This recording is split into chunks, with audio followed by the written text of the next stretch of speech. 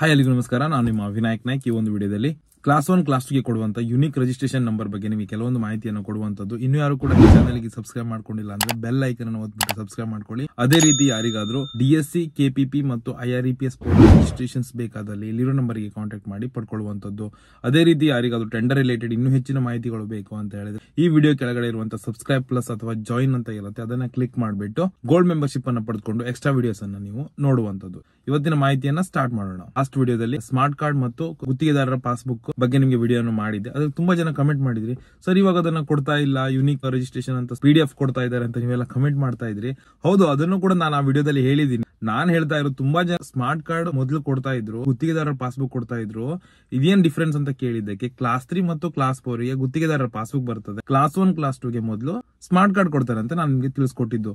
Unique registration, scan code registration class 1 class 2 ಬಂದಿರೋದನ್ನ ನಾನು ಮೊದಲು ತಿಳಿಸ್ಕೊಟ್ಟಿದ್ದೆ. ಪ್ರೀವಿಯಸ್ ವಿಡಿಯೋದಲ್ಲೂ ಕೂಡ ಅದ್ರ ಬಗ್ಗೆ ನಾನು ಮಾಹಿತಿಯನ್ನು ಕೂಡ ನಿಮ್ಗೆ ಅದು ತಿಳಿಸ್ಕೊಟ್ಟಿದ್ದೀನಿ. ಮುಂದಿನ ವಿಡಿಯೋದಲ್ಲಿ ನಾನು ತಿಳಿಸ್ಕೊಡ್ತೀನಿ ಅಂತ ನಿಮ್ಗೆ ಆ ವಿಡಿಯೋದಲ್ಲೂ ಕೂಡ ಹೇಳಿದ್ದೆ. ಯಾರು ಕೂಡ ಅದ್ರ ಬಗ್ಗೆ ಕನ್ಫ್ಯೂಸ್ ಆಗಬೇಡಿ. ಸ್ಮಾರ್ಟ್ ಕಾರ್ಡ್ ಮೊದಲು ಕೊಡ್ತಾ ಇದ್ರು, ಇವಾಗ ಬಂದ್ ಮಾಡಿದ್ದಾರೆ. ಅದರ ಆರ್ಡರ್ ಕಾಪೀಸ್ ಕೂಡ ನಾನು ನಿಮ್ಗೆ ಲಾಸ್ಟ್ ಮಾರ್ಚ್ ಅಲ್ಲಿ ನಾನು ನಿಮ್ಗೆ ತಿಳಿಸ್ಕೊಟ್ಟಿದ್ದೀನಿ ಯಾವ ರೀತಿ QR ಕೋಡ್ ಬಂದಿದೆ. ಕ್ಲಾಸ್ 1 ಕ್ಲಾಸ್ 2 ಕೊಟ್ಟಿದ್ದಾರೆ. ಆಮೇಲೆ ಫ್ಯೂಚರ್ ಅಲ್ಲಿ ಕ್ಲಾಸ್ 3 ಮತ್ತೆ ಕ್ಲಾಸ್ 4 ಲೈಸೆನ್ಸ್ ಅವರಿಗೂ ಕೂಡ ಅದನ್ನ ಕಂಟಿನ್ಯೂ ಮಾಡ್ತಾರೆ. ಸೊ ಏನಿದು ಯೂನಿಕ್ ರಿಜಿಸ್ಟ್ರೇಷನ್ ನಂಬರ್ ಅಂತ ಹೇಳಿದ್ರೆ, ಇವಾಗ ಏನಾಗ್ತಿತ್ತು, ನಾವು ಲೈಸೆನ್ಸ್ ಗೆ ಅಪ್ಲೈ ಮಾಡಿದ್ರೆ ಈ ಕ್ಲಾಸ್ 3 ಕ್ಲಾಸ್ 4 ಗೆ ನೀವು ಡಾಕ್ಯುಮೆಂಟೇಶನ್ ತಗೊಂಡೋಗಿ ಕೊಡ್ಬೇಕಿತ್ತು, ಅಲ್ಲಿಂದ ಕ್ರಾಸ್ ವೆರಿಫೈ ಆಗ್ತಿತ್ತು. ಆಮೇಲೆ ನೀವು ಅದೇ ರೀತಿ ಕ್ಲಾಸ್ 1 ಕ್ಲಾಸ್ 2 ಕೂಡ ನೀವು ಡಾಕ್ಯುಮೆಂಟ್ಸ್ ಅನ್ನ ಕೊಡ್ತಿದ್ರಿ, ರಿಲೇಟೆಡ್ ಡಾಕ್ಯುಮೆಂಟ್ಸ್. ಸೊ ಅದನ್ನ ಕ್ರಾಸ್ ಚೆಕ್ ಆಗಿ ನಿಮ್ಗೆ ಲೈಸೆನ್ಸ್ ಅನ್ನ ಕೊಡ್ತಾ ಇದ್ರು. ಸೊ ಇದಿಷ್ಟು ಪ್ರೊಸೀಜರ್ ಇತ್ತು. ಬಟ್ ಪ್ರಾಬ್ಲಮ್ ಏನಾಗ್ತಿತ್ತು ಅಂತ ಹೇಳಿದ್ರೆ, ಇವಾಗ ನೀವು ಕ್ಲಾಸ್ 3 ಮತ್ತೆ ಕ್ಲಾಸ್ 4 ಇದ್ದವರು ನಿಮ್ ಜಿಲ್ಲೆ ಅಥವಾ ನಿಮ್ ಸರ್ಕಲ್ ಅಂಡರ್ ನೀವು ಟೆಂಡರ್ ಹಾಕಿದಾಗ ಅದನ್ನ ಪಾಸ್ಬುಕ್ ವೆರಿಫಿಕೇಶನ್ ಕ್ಲಾಸ್ 4 ಆದ್ರೆ ನಿಮ್ ಡಿವಿಷನ್ ಕಳಿಸಬೇಕಾಗ್ತದೆ, ಕ್ಲಾಸ್ 3 ಆದ್ರೆ ನಿಮ್ ಸರ್ಕಲ್ ಆಫೀಸ್ ಕ್ರಾಸ್ ಚೆಕ್ ಗೆ ಅಂತ ಹೇಳಿದ್ರೆ ಇದು ಲೈಸೆನ್ಸ್ ನಿಮ್ ಇದರಿಂದ ತಗೊಂಡಿದ್ದಾರಾ ಹೇಗೆ ಅಂತ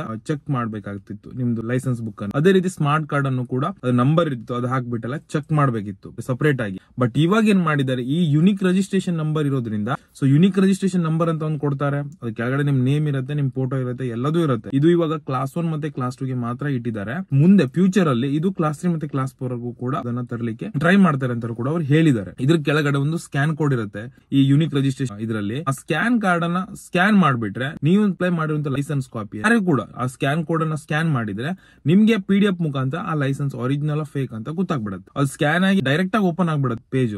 ಅದೇನಾಗುತ್ತೆ, ಈಗ ಟೆಂಡರ್ ಅಪ್ಲೈ ಮಾಡ್ತೀರಾ, ಈಗ ಕ್ಲಾಸ್ 1 ಕ್ಲಾಸ್ 2 ಇದ್ದವರು ಆಲ್ ಓವರ್ ಕರ್ನಾಟಕ ಟೆಂಡರ್ ಹಾಕ್ತಾರೆ, ಅವರೆಲ್ಲ ಚೆಕ್ ಮಾಡಿ ತುಂಬಾ ತೊಂದರೆ ಆಗುತ್ತೆ. ಸ್ಕ್ಯಾನ್ ಕೋಡ್ ಇರೋದ್ರಿಂದ ಯಾವುದೇ ಆಫೀಸ್ ಅಲ್ಲಿ ನೀವು ಟೆಂಡರ್ ಹಾಕಿದ್ರು ಕೂಡ ಅವರಿಗೆ ಕ್ರಾಸ್ ಚೆಕ್ ಮಾಡ್ಲಿಕ್ಕೆ ಸ್ಕ್ಯಾನ್ ಕೋಡ್ ಅನ್ನ ಸ್ಕ್ಯಾನ್ ಮಾಡ್ಬಿಟ್ರೆ ಕಂಪ್ಲೀಟ್ ಆಗಿ ಆ ಲೈಸೆನ್ಸ್ ಡೀಟೇಲ್ಸ್ ಬಂದ್ಬಿಡುತ್ತೆ. ಅದು ಮುಂದೆ ಕೂಡ ಅದು ಅಪ್ಡೇಟ್ ಆಗೋ ಚಾನ್ಸಸ್ ಇದೆ. ಸ್ಕ್ಯಾನ್ ಮಾಡಿದಾಗ ಅದರಲ್ಲಿ ನಿಮ್ದು ಲೈಸೆನ್ಸ್ ಕಾಪಿ, ನಿಮ್ ಟರ್ನ್ ಓವರ್ಸ್, ವರ್ಡನ್ ಕಾಪಿ, ಪ್ರತಿ ಬಿಲ್ ಆಗಿರೋದು ಪ್ರತಿಯೊಂದು ಕೂಡ ಇನ್ ಮುಂದೆ ಅದರಲ್ಲಿ ಆಡ್ ಆಗೋ ಚಾನ್ಸಸ್ ಇದೆ.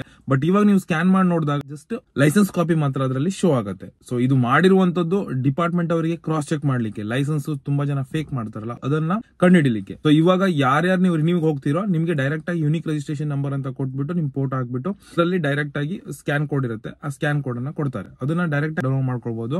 ಯಾರ್ಯಾರು ಈಗ ಕ್ಲಾಸ್ 1 ಮತ್ತೆ ಕ್ಲಾಸ್ 2 ಮಾಡ್ಬಿಟ್ಟು 1 ಇಯರ್ 2 ಇಯರ್ ಆಯ್ತು, ನಮ್ದು ಕ್ಲಾಸ್ 2 ಮಾಡ್ಬಿಟ್ಟು 2 ಇಯರ್ಸ್ ಆಗಿತ್ತು, ನಾವು ಕೂಡ ನಮ್ದು ಇಮೇಲ್ ID ಇಂದ ಡೈರೆಕ್ಟ್ ಆಗಿ ಲಾಗಿನ್ ಆಗ್ಬಿಟ್ಟು GST ಮತ್ತು ಪಾನ್ ಕಾರ್ಡ್ ಅನ್ನ ಅಪ್ಲೋಡ್ ಮಾಡಿ 1000 ರೂಪೀಸ್ ಚಲನ್ ಇರುತ್ತೆ, ಅದನ್ನ ಆನ್ಲೈನ್ ಪೇಮೆಂಟ್ ಮಾಡಿ ಆ ಚಲನ್ ಕೂಡ ಅಲ್ಲಿ ಅಪ್ಲೋಡ್ ಮಾಡಿ ನಾವು ಕ್ಲಾಸ್ 2 ಲೈಸೆನ್ಸ್ ಸ್ಮಾರ್ಟ್ ಕಾರ್ಡ್ ಇದ್ದದನ್ನ ಯೂನಿಕ್ ರಿಜಿಸ್ಟ್ರೇಷನ್ ನಂಬರ್ ತಗೊಂಡು ಇವಾಗ PDF ಫೈಲ್ ಅನ್ನು ನಾವು ಮಾಡ್ಕೊಂಡಿದೀವಿ. ಇದನ್ನು ಕೂಡ ಪ್ರೀವಿಯಸ್ ವಿಡಿಯೋದಲ್ಲಿ ತಿಳಿಸ್ಕೊಟ್ಟಿದ್ದೆ. ಬಟ್ ತುಂಬಾ ಜನ ವಿಡಿಯೋ ಪೂರ್ತಿ ನೋಡ್ಲಿಲ್ಲ, ಅದಕ್ಕೆ ಕಮೆಂಟ್ ಮಾಡಿದ್ದಾರೆ ಏನಂತ, ಸರ್ ಇವಾಗ ಸ್ಮಾರ್ಟ್ ಕಾರ್ಡ್ ಬಂದಾಗಿದೆ. ನಾನು ವಿಡಿಯೋದಲ್ಲಿ ಹೇಳಿದ್ದೀನಿ ಸ್ಮಾರ್ಟ್ ಕಾರ್ಡ್ ಬಂದಾಗಿದೆ, ಸೊ ಇವಾಗ unique registration QR code basis licence ಬಂದಿದೆ ಅಂತ. ತುಂಬಾ ಜನ ಕನ್ಫ್ಯೂಸ್ ಆಗಿದ್ದಾರೆ, ಅದೇ ಕಾರಣಕ್ಕೆ ಈ ವಿಡಿಯೋನ ಮಾಡುವಂತದ್ದು. ಇನ್ ಮುಂದೆ ಸ್ಮಾರ್ಟ್ ಕಾರ್ಡ್ ಕೊಡೋದಿಲ್ಲ ನಿಮಗೆ, ಏನಿದ್ರು ಯೂನಿಕ್ ರಿಜಿಸ್ಟ್ರೇಷನ್ ನಂಬರ್ ಕೊಡ್ತಾರೆ, ಅದೇ ರೀತಿ ಸ್ಕ್ಯಾನ್ ಕೋಡ್ ಇರುತ್ತೆ ರಿಜಿಸ್ಟ್ರೇಷನ್ ಕಾಪಿಯಲ್ಲಿ. ಆ QR ಕೋಡ್ ಯಾರೇ ಕೂಡ ಎಲ್ಲೇ ಸ್ಕ್ಯಾನ್ ಮಾಡಿದ್ರು ಕೂಡ ನಿಮ್ ಲೈಸೆನ್ಸ್ ಇಮಿಡಿಯೇಟ್ ಆಗಿ ಆನ್ಲೈನ್ ಅಲ್ಲಿ ಬರುತ್ತೆ. ಇದು ಯೂನಿಕ್ ರಿಜಿಸ್ಟ್ರೇಷನ್ ಅಂದ್ರೆ ಸ್ಕ್ಯಾನ್ ಕೋಡ್ ಲೈಸೆನ್ಸ್ ಬಗ್ಗೆ ಒಂದು ಸಣ್ಣ ಮಾಹಿತಿ. ಇದ್ರ ಬಗ್ಗೆ ಏನಾದ್ರು ಡೌಟ್ ಇದ್ರೆ ಕಮೆಂಟ್ ಮಾಡಿ ಅಂತ ಹೇಳ್ತಾ ಇವತ್ತಿನ ವಿಡಿಯೋನ ಮುಗಿಸ್ತಾ ಇದ್ದೀನಿ.